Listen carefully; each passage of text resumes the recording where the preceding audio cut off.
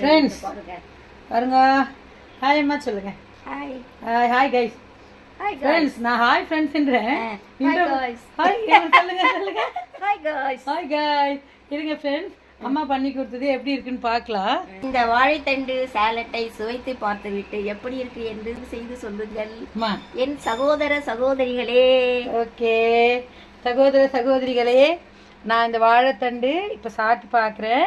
அவங்க சொல்லியிருக்காங்க நிஜமா ஃப்ரெண்ட்ஸ், தமிழ் நான் வந்து கேஷுவலாக பேசுகிறேன், அவங்க தூய தமிழில் பேசுகிறாங்க. தஞ்சாவூர் தமிழ் மணக்கிறது. அவங்க பேசும்போது அந்த எப்படி பேசணுன்ற முறையோடு பேசியிருக்காங்க.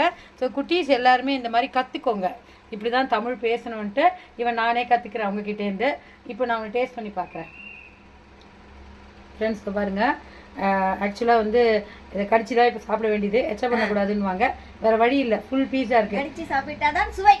கடிச்சு சாப்பிட்டாதான் சுவையா? டேஸ்ட் பண்ணிடுறேன்.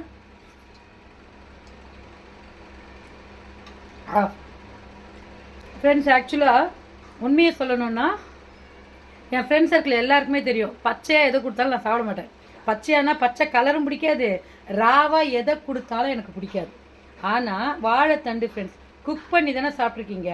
வெறுமை எத்தனை பேர் சாப்பிடுவீங்க? இந்த டயட்டில் இருக்கிறவா, உடம்பு முடியாதவா, அவங்களாம் தான் வெறுமையை சாப்பிடுவாங்க, அதாவது குக் பண்ணாமல் ராவாக இருக்கக்கூடிய வாழைத்தண்டை. இப்போ சொல்கிறேன் ஃப்ரெண்ட்ஸ், இந்த வாழைத்தண்டு லெமன், மஞ்சப்பொடி, உப்பு வேற லெவல். வெறும் வாழைத்தண்டு நிஜமா நான் சொன்னான், யாருமே போடாத ஒரு ரெசிபி தாண்டி இது, நீ வந்து பாருன்னு சொன்னா லக்ஷ்மி. வந்து பார்க்குறேன், வேற லெவல்.